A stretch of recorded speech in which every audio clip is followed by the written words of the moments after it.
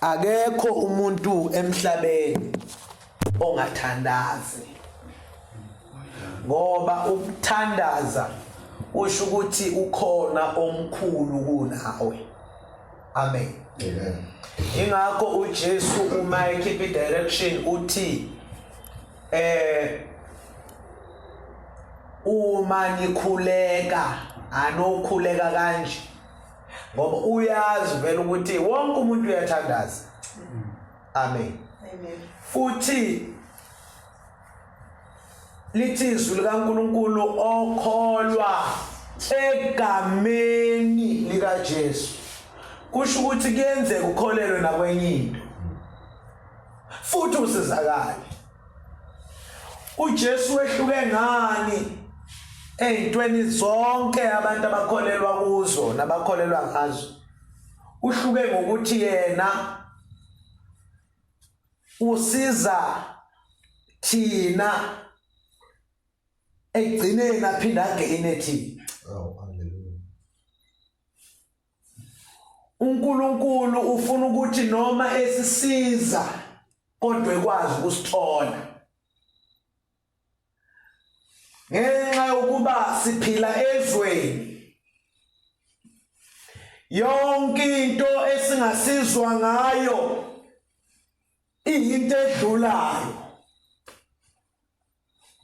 kodwa sekudlule konke thina uNkulunkulu ufuna siqhubeke sibe naye sekudlule konke. Amen.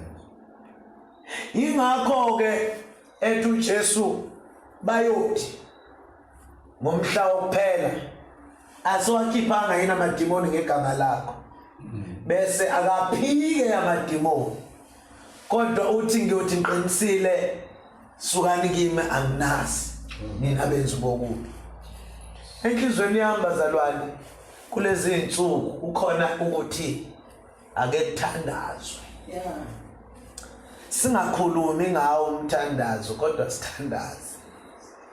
Umthandazo unamandla mawenziwe hayi makuxoxiwe ngawo.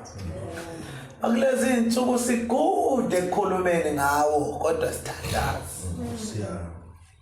Sikhuluma kamnandi ngomthandazo kodwa siwenzi. As a result izinto ofuzabe ziyenzeka ngenxa yokuba siyathandaza azenzeki. Ngenxa ukuthi siyakhuluma nje ngawo umthandazo kodwa sinjani bazalwane? Asithandaze. Angisho ke mina bazalwane ukukhuleka njengoba sila esontweni. Empeleni ukukhuleka njengoba sihlangene nje. Eqinisweni konke esikwenza la enkonzweni ku10% waloko kufanele ukwenza ekhaya. Kusho ukuthi njengoba sithandaza nje sithandaza ma ukwazi uthatha iwasha ubale bala ke imizuzu esithandazayo bese ufike ekhaya ke uyothi ×10. Manje thina njengoba sifunda nje amavesi amabili ufike ekhaya ukuthi la amavesi awu2 ×10 bese kusho ukuthi wena sofuna ufunde ngaki at least 20 verses. Yabo hayi ukuthi nje wena usuyofundela ukulala ufunda lokuvuka. Asibizelwanga kulokho bazalwane. Amen. Amen. Ngoba ikholwa likhuli ngesonto kodwa ikholwa likhula mihla namalanga. Nangu nje umama unezingane ngicela ukubuza ukuthi mali ezingane zayincela kanye ngesonto zayizophila yini? Nje ncela nje kanye ngesonto sengeke iphile. Okay ke ukuba ke zincela u2 minutes zincela u2 minutes ekseni iphinde izoncela u2 minutes ntambama bezingaphila yini? Manje yini lento ukuthi sesize? Haleluya, sesizelwe kodwa singabi naso isikhathi sokuhlala ebeleni likaNkulunkulu sincele. Ngoba kulindele ukuthi masihamba ibonakala impilo. Uyabona ingane erojwe ibele ikhwehlela njalo. Bayokutshela laba abanazi ingane. Igula njalo ingane ebhodlela lawa. Noma suthi uya kulaba bezempilo bayakutshela ukuthi ayikho into alukho ubisi ngisho ngathenga oluka 10,000 ubisi ithini la khona kodwa kuthiwa alidlule lebe. Manje thina ke asinceli lapha kuNkulunkulu yikho siyisho iyo yonke imikhuhlane. Imikhuhlane yasezweni iyasikhwehlelisa ngoba siluncela ubisi lwebele.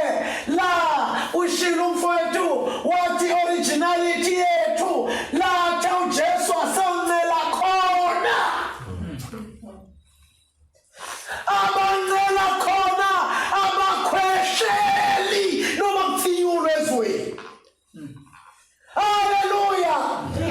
uJesu unamandla ungasiziphi isikhathi sokumhlalela simncele ezwini lakhe sispend isikhathi naye. Okungcono mama uvela uthatha isitulo uzohlala la ubiza igama likaJesu ka-3,000 mawungazi ukuthi uzomana uthandaza uthini umane uzungeze nje uthi ngegama just to spend isikhathi noNkulunkulu. Mawuphumela phandle uzobona usungasafani nabantu nabanye abantu. Ezebele ayifani nezebhodlela, ayifani nezeneni, ayifani neze-S26. Ukhona umehluko. Ukhona umehluko ngendlela ukuba strong. Ukhona umehluko futhi ehlakanipheni. Ingane zebele ihlakaniphile. Amen. Amen. Kodwa ke thina ke sethi ebakuncoba asiwathanda ama-S26. Hallelujah.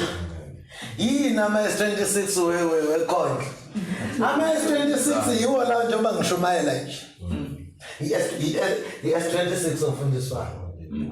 Ngoba ugcobo oluvayile. Ngihambe ngayothandaza. uNkulunkulu wakhuluma nami. Mina sengizokhuluma nawe. Usho ukuthi ukuphepha kwakho usekuthenini mina ngizihlambulule kangakanani. Ukuthi impilo yakhe iyoba njani incikile ukuthi umuntu omaphambi kwakho kunjani. Kanti mawudla olwebele uyayiva. Haleluya. Uyayivala bese kuphuma i-character kaJesu. Kuthiwa lo ukhonza base-faith mission bathi akafani nabase-faith mission abanje.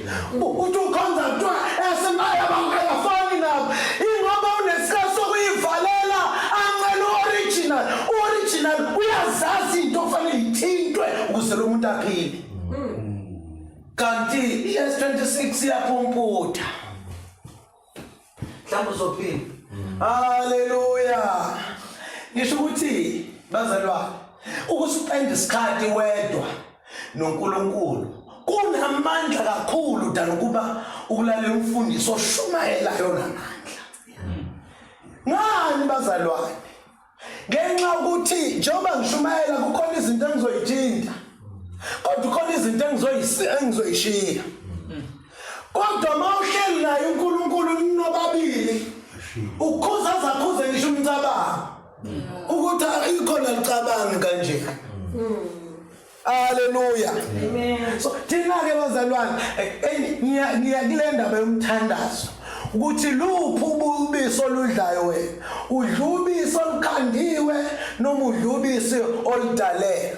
Uma ke udla oludalelwe uNkulunkulu it's whereby uhlala wedwa noNkulunkulu. Kodwa ke zonke ziyaphila. Amen bazalwane. Ezebhodlela ziyaphila, ezebele ziyaphila. Idlala ndawonye kodwa ayifani. Haleluya. Makuthiwa khona umkhuhlane omusha ofikile. Lezi ezebele zizwa ngalezi zebhodlela sithi lokudo khona umkhuhlane osufikile ezweni. Amen bazalwane. Amen. Singayisho yonke imimoya. ngenxa yalokho bazalwane cela ukulikhuluma leliqiniso kunabantu esicommunicate nabo kodwa esicushiwe ngabo khona abantu WhatsApp nabo mfundisi usathana acupha ibhomu kubo ethi noma ke kulungile noma singamsamtholanga ke manje umfundisi umsomo kodwa ngoba WhatsApp nobani somthola kulungile noma singasamtholanga ke usenzo manje kodwa asomgada angayinqamuli connection yakhe nosibani bani ikhona indlela yokumthola sikushwa yonke indawo so sedinga ukuhlala naye ngaphezulu ukukhuluma ngaye haleluya enhlizweni yami kulezi insuku angazi nje indaba yomthandazo ifika mawala ukuthi ikholwa kufanele lambe litshela abantu ukuthi uyathandaza fanele ukhulume impilo yakho iyakwazi ukusho ukuthi lo muntu uyathandaza futhi iyakwazi ukuthi impilo futhi umthandazo ukwazi ukulungisa imuva lakho umthandazo ukwazi ukulungisa imanje lakho kanti futhi umthandazo uyakwazi ukuhamba phambili uyolungisa lekusasa lakho umthandazo uyakwazi ukufast forward impilo ukuthi izinto ofanele ithathe 20 years ithathe 20 days ngenxa nje ukuthi uhlala noNkulunkulu haleluya umuntu makuthiwa u-addicted eyidakamizweni uye-rehab uthatha isikhathi singakanani ukuba right kodwa lapho kwaJesu nje kuvele nje kuthiwa ngegama likaJesu sekuphelile umthandazo uyayifast forward impilo kanti umthandazo madonje umthandazo sidonje isikhathi sokuhlala noNkulunkulu siyenza impilo ibe slow ngomthandazo uyakwazi ukunqoba izinkinga zanamhlanje uphinde unqobe nezakusasa unqobe zangenyanga ezayo kuthi noma inkinga ungayazi ingakafiki kodwa ube nesiqiniseko sokuthi uyehlukile ngomthandazo amen thandazo uyakwazi ukuhamba phambili haleluya amen ake silifundele livesi ngoba ngiyezwa ukuthi sengiyadlebeleka ngempela sengosithela 37 Amahubo verse 23 no 24 asifundele oyedwa afunde nje hleli phansi Amahubo chapter 37 verse 23 no 24 yebo izinyathelo zomuntu ziqiniswa nguJehova uyayithanda indlela yakhe yebo noma ekhubeka akayikuwa phansi ngokuba uJehova uphasa izandla zakhe aphinde izinyathelo zomuntu ziqiniswa nguJehova uyayithanda indlela yakhe yebo noma ekhubeka akayikuwa phansi ngokuba uJehova uphasa izandla zakhe haleluya oh amen linamandla nkosizwe lakho yenza siliqonde ngegama lika Jesu Kristu ophilayo amen lithi izinyathelo amen kahle lesilungu lithi izinyathelo zolungileyo ziqiniswa nguJehova amen bese lithi ngokuba uNkulunkulu uyayithanda indlela yakhe amen basalwa uma umuntu ehamba noNkulunkulu uthi mayegcoba indawo enomlando yeah haleluya lithi izwi likaNkulunkulu izinyathelo zomuntu uqinisa kushoda olungileyo la uziqiniswa nguJehova uyayithanda indlela yakhe kusho ukuthi uNkulunkulu uthi mawubeka unyawo bese eyalubamba uthi uyalibeka alibambe ukuze namhla ugcobe endaweni enomlando uthi uyakhumbula usibani bakhethuka lapha haleluya amen ubalele nawo amaqhawe athi mayibani ugcina na usushawa uvalo hey man no sifamani impela ngathembe kanje lawo ethi mabeshumayela ngikhali ngembe njengoba namanga ngishumayela behleka nje abantu Umkhulu kabi umehluko i-distance inkulu kabi ukuthi umuntu ohlekayo azayofika ekhaleni unawo uyibona ukuthi hayi kuthi uyabona ke usanibani lonke etuke laphaya ubethi mayehlabelele bakhale hey uvela umbona ukuthi eyazi yankulu inselelo uthi nyo lithi ke kodwa iBhayibheli uNkulunkulu mawuhamba yonibamba izinyathelo zakho ayiqinisi bese lithi iBhayibheli olungileyo uyakhubeka naye ngelinye ilanga umehluko phakathi kolungile nongalungile phakathi komuntu ospend isikhathi noNkulunkulu othi semamukelile uJesu othi senzelwe avuma ukuncela haleluya othi senzelwe anamakhele kumzali omzalileyo ayoncela ingane esanda kuzalwa noma ngabe yomfana kodwa spend isikhathi esiningi nonina ngoba uyena ophethe ubisi oh yes Jesus yikho nje kuyamangaza ukuthi ikholwa elisindisiwe elitholakala lintene ey'ntweni zakuleli lizwe more than uJesu yabona umuntu enzelwe kabusha abazalwane uyashiseke olunye lweyimpawu le mezelwe kabusha uyashisekela ancele ubisi la lo uzelwe manje siyabanamhlanje ke bathi bezalwa nje bebenikeza ibhodlela abasalinceli be amen bazalwane abazalwane nje ongeke uzubethele mawumshiye emzini omuntu awazi noma uyofica zonke into ezisamengeni ushawa uvalo yabo abazalwane nje ongeke uzubathembe into engebhodlela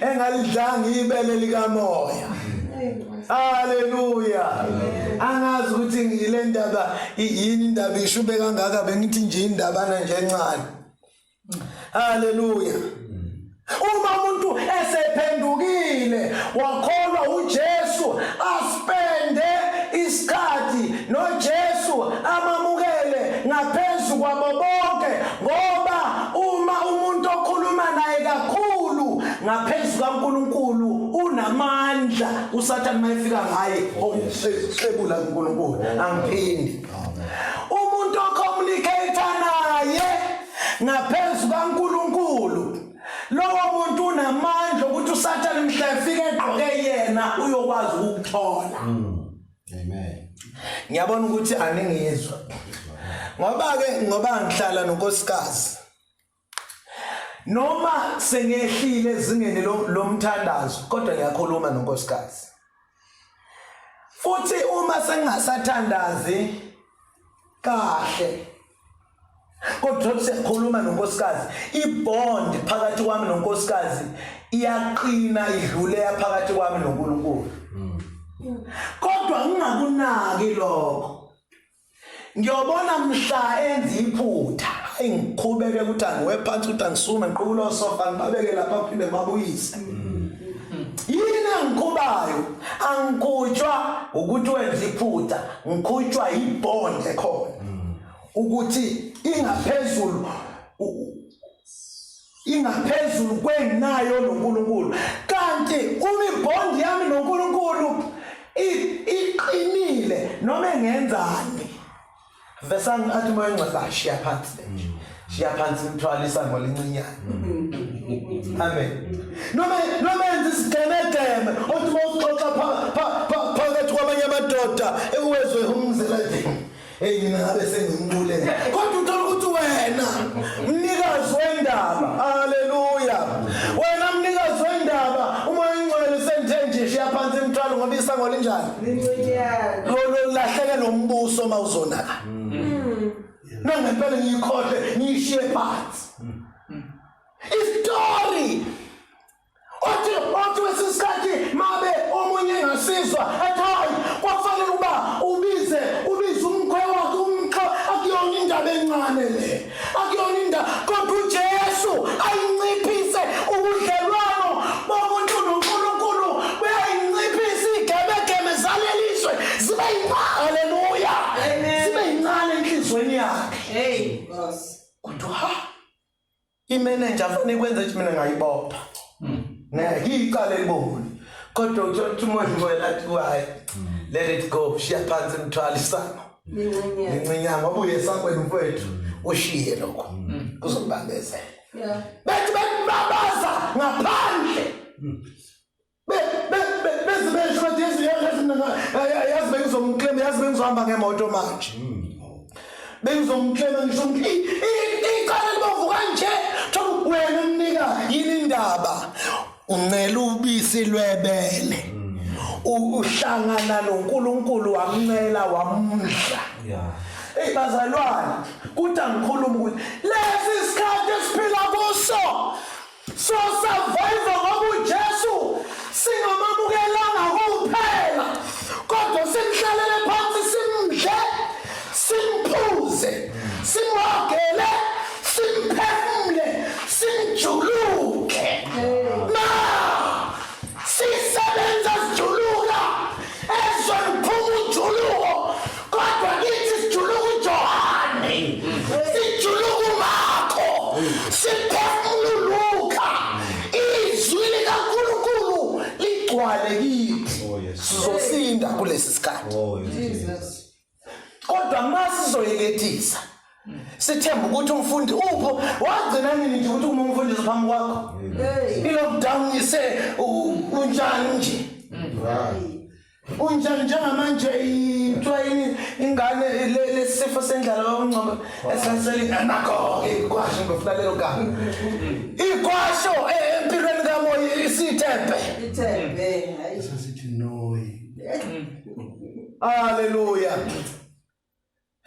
bazalwane isikhathi asisekho yikho ke nami bazalwane ma uNkulunkulu engisiza ngithola ithuba lokukhuluma ngikhulumela indaba yokufa nokuphila ngoba angazi nje ukuthi njengoba sihlangene sophi sihlangane nini kanje haleluya fanele ukuba ukuzwe uyekele wena ma uyekele kodwa uzwe ukuthi cha khona noma ibikhona ibhodlela kodwa luncela ubisi lwebele noma umfundisi wakhe ethandaza esukumisa ishosha ebizo kungekho ngokungathi kukhona kuvuke kodwa ibana no angikhathali ngisho ngabudle wapi amen kodwa ibanasi isikhathi sakho wedwa noNkulunkulu lokho kuyokusiza uyosinda kulezi izinto esizishoyo ukuthi izinyathelo zolungileyo ziqiniswa uJehova amen ingakho ke bazalwane ukancane kabi futhi angingathi ukancane iningabi izinto esesiphambane ngazo noma ekhaya abantu ngaphandle esengiye ngithi masihlalele nje sixoxa ngizwe ethi usibani bani hayi udivorce sengisesibuza sizathu ukuthi isiphi mase sesisho vele ngibona ukuthi hayi kahlelo into ashodi ngayo nje ubisi lwebele kwafanele nje athola ubisi lwebele la lizoshaya lo mkhuhlane amen khona abantu obona ukuthi mama time indaba wenze lento athi hayi ngenza u1 no 2 no 3 uyibonela ndayi kwashoda ubisi lwebele shothi igroup yenza abantu baka infakela haleluya abantu baka abantu bobisi lwebele bamelana nezimo ezinzima bamelana nezimo ezinzima baphile amen bazalwane amen abanye nje nebakwane duba kuvalwe njengoba kuyi lockdown wathola ithuba ukuthi khona umfundisi yobe sengithola lapho ukuthi angibuzwe okweshumi angisayiphatha ngisayingeni asanikeli asesedla zothi uvela ubona ukuthi lo muntu lona shothi igroup yenene igroup yemfakela lapha no S26 ayidla ubisi lwebele uma udla ubisi lwebele uyaqina ufana noma umfana wasemakhaya olusile awufani nalaba khulele elokushini. Amen. Yini uqiniswa izizimo nje lizukwela ichotho phezukwakho lishise line liqala ukuna usemaphandleni yokwelusa line lize liqede uhamba. Amen. Esithi masixoxa ke lapha nonkosikazi ngibona ukuthi akangizwa ngithi mina owasukele nje amanzi abandayo ngelinye ilanga wasuke kungonakele lutho kungafe umuntu wasukela amanzi abandayo ugeze ngawo khona shisayo. Ngiyabona ukuthi leli ivangeli kusho ukuthi nala ekhaya kusafanele ngifike ngizolishumayela lapha abantu bebabazi senzelani khona umsomi senzela ngelinye ilanga uzonethwa imvula bese umzimba wakho usho ukuthi nje amanzi abandayo mina namanzi abandayo ngalelo langa oyonethwa ngalo ngokugula nje umzimba wakho awuyazi leyo nto. So umzimba mawugeza ngamanzi abandayo uyawutshela lalela njalo indoda singabe sisixhakazisana njalo ngelinye ilanga ikhona into enje. Hallelujah. Ngiyabona ukuthi angingizwa uyawutshela umzimba lalela ke ndoda ikhona into enjani into enje. Noma usuficwe imvula ungaphethe umbrella uyoshaya iphelele kube manzi ngisha amasokisi ungene endlini ushintshe ugqoke kusasa uvuke emsebenzini uthi ma ayazama amakhazi kuyini lamandla athi ukuthi umzimba sijwayele lokho hlala kungonakele lutho nje sizwe nje sikhala abanda ayijwayele lokho. Amen. Amen. uNkulunkulu lamazwi athi uNkulunkulu weqinisa izinyathelo zolungileyo ozipha isikhathi naye onamathela kuye athembele. Uma umuntu ekukhuba ukhubeka awukhutshwa ngoba kuyena okukhubayo ukhutshwa ngoba ibondi yakho naye ingaphezu kwebondi yakho noNkulunkulu. Angiphindi into enza umuntu mayekhuba ukhubeke iposition omnikeze yona enhlizweni yakho. Amen. Kanti kahle ukukholwa kuyikho ningixolele bazalwane uqinisa kangaka nami ngiqinisele inzima kabi into oyiphathisiwe ayifani nento okungeyakho ngoba uyakwazi ukuthi uyishune uyibeke ngendlela yakho manje into oyiphathisiwe uyakutshela umnikazi wayo ukuthi ihamba kanjani. Ukukholwa kuyikho kufanele zonke izimicaba amathamba asale kuJesu abangezwa kabantu. Umuntu nomuntu kunalafika khona eseyinyama nalafika khona seyamathamba. La ifika khona seyinyama ilafika khona sefresh la ifika seyamathamba la ifika sokhona sekhathele. So ukuthi mangabe wonke umuntu esefresh sibukela iTV kuthi masesekuzelwa bese ukuthi asithandaze abanye bengasezukusho amen bezothi babe egameni lika bevuke bezosho amen ekseni. Yabo kanti ufanele ukuthi mangabe wonke umuntu nje ephila engekho-zelayo kecisha uTV kuthiwa asesiyathandaza manje mase siqede umthandazo sebe ngabukela ke babuke ozelela khona azalale khona kodwa uNkulunkulu seyidlile inyama. Kukhulunywa ukuthi iTV ithola amathambo nje inyama idliwe uJesu. Ukhulunywa hayi ukuthi iBhayibheli selithola amathambo nje inyama idliwe newspaper. Funda i-newspaper waqeda wonke ama-page abe u-30 mawufunda iBhayibheli sukhathele vele funda umshokodo ulala buko uJesu athi madoda mina owadala amehlo okwami nje kuthiwa njalo. Hallelujah. Amen. Mhlawumbe ngasekugcineni kwendaba yami bese lithi uyaqhubeka kodwa akawo.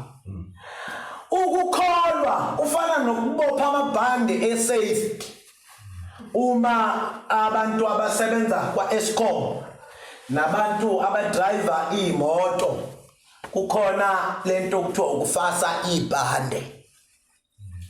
Uma umuntu ekholwa uJesu ukuspend isikhathi noNkulunkulu kufana nokufasa isithi belt emotweni noma ekhafuleni phezulu makwakho izindlu kuyekuthiwa noma ngabe usuna 35 years wakha phezulu kodwa bathi abophe ndoda amabhande uthi yena ngikhumbula leli bhilidi elide kunawo wonke lakhiwa yimi kuthiwa siyezwa ndoda kodwa fasa amabhande lapha kule ndlela kujwayelwa bazalwane sibe nabo umfundisi umso esambe nabo ngenxa ye-experience sebegibela phezulu ezweni likamoya bengasafa sila amabhande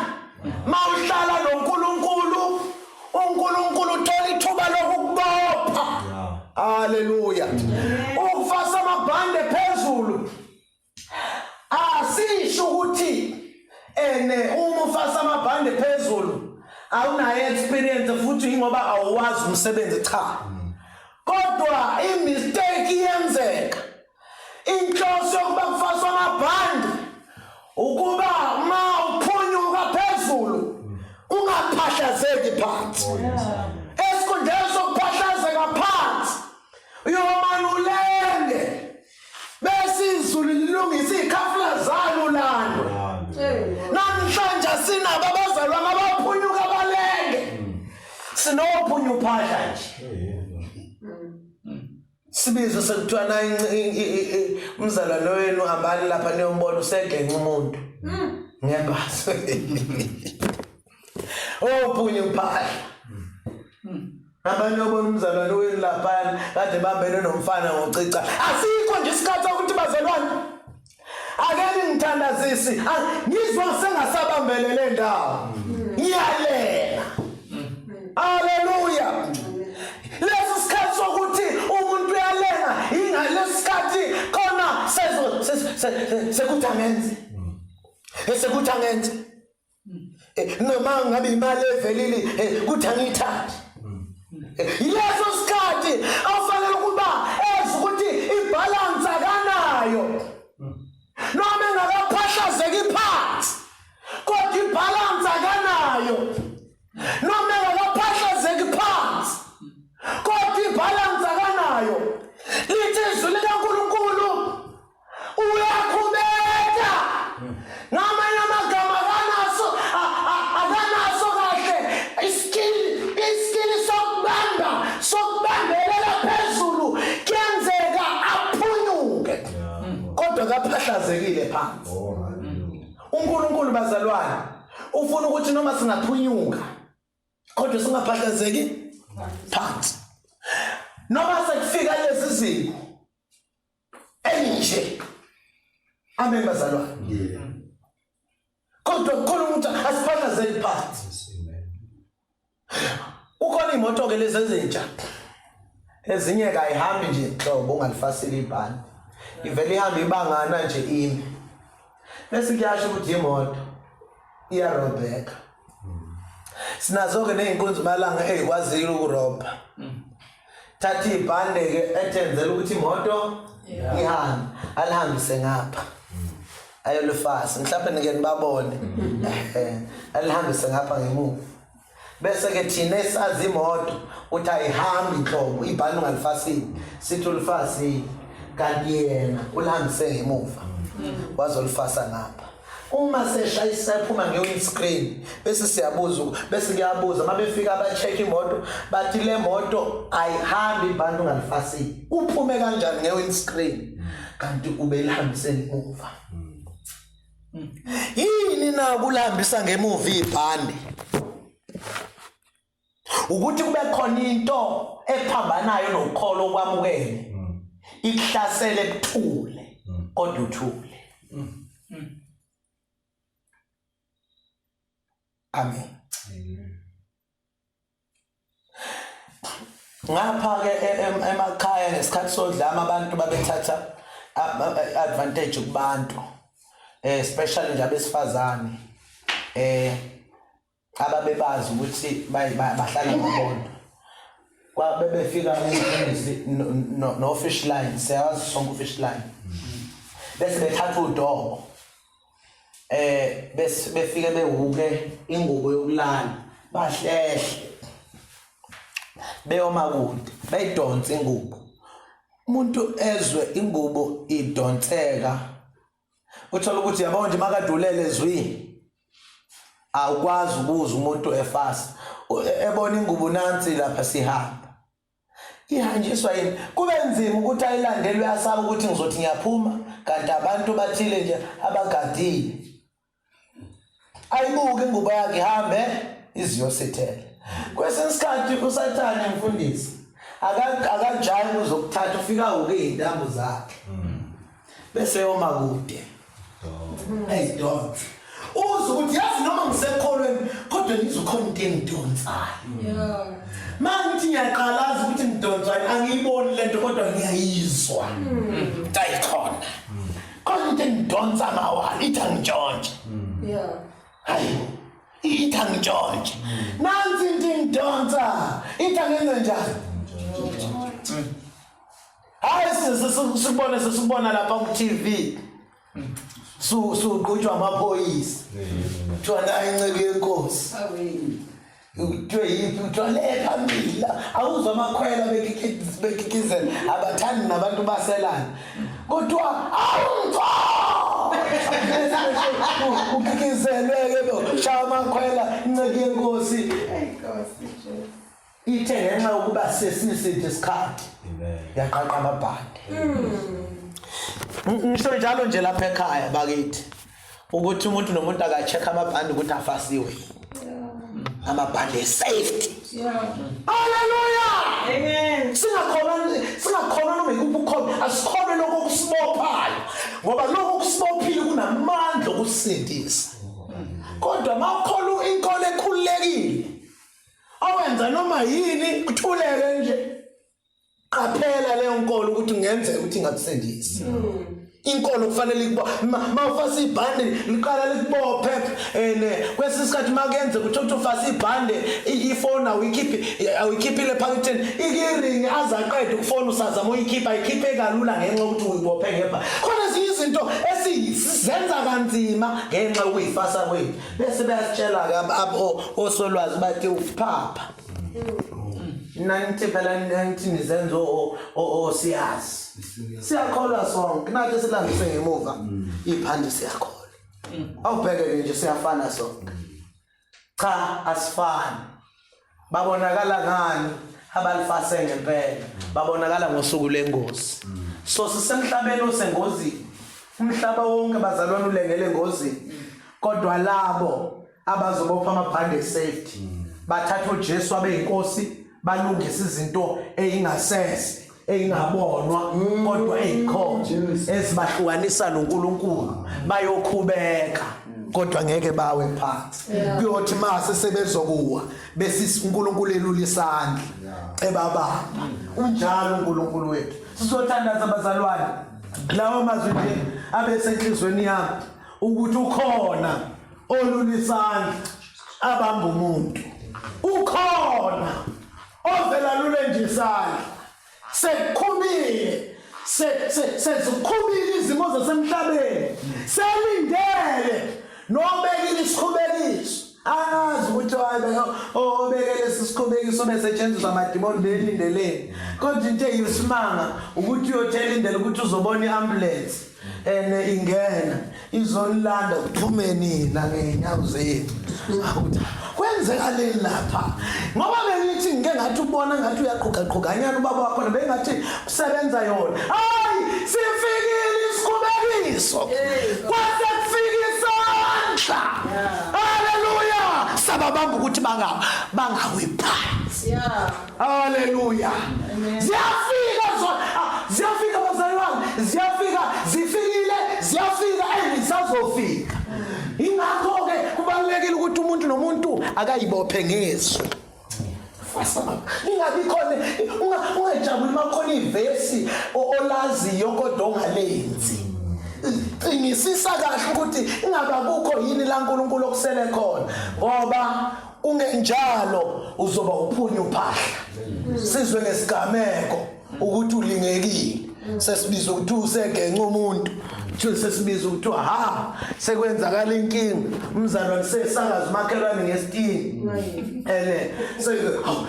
kwenze njani nazi inkinga zanda to hey anizazi nini inkinga lapha yana ulokuzana insizwa yakho lapha silale no intombazane yamakhelwane sexatshela ungakhishelwa lipa wenze njani inkinga abantu bawophunya uphahla namhlanje ukuthi angibuze ukuthi hophu wena uyilupho hlobo oluphunyuka lulenge noma oluphunyuka liphahlazeke phansi sesizwa ngezitsha nje phiki kishini ukuthi icasukile mama kwena phiki wenze njani icasukile ngithunywe kanti ayifuni hayi ukuzokhala umphiki iphili ayiphunyuki ilenge ivele iphunyuka iphahlazeke nje ukhahlelwa amabhoda cithe ngamane kulala kungadliwe ngendlela abantu wenze njani umuntu vesaphunyuke aphahlazeke ngenxa ukuthi